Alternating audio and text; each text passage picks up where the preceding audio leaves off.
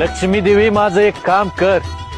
माझी मनापासून भक्ती करणाऱ्या समद्यासनी तुझा आशीर्वाद राहू दे.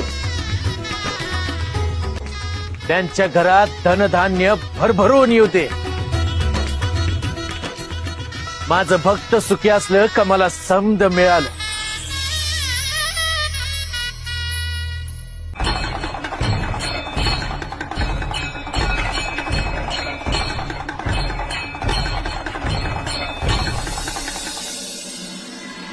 तरी मी समद्यासनी सांगितलं होतं, आज जाग राहिला तर लक्ष्मी पूजनाच्या दिवशी लक्ष्मीचं दर्शन होईल.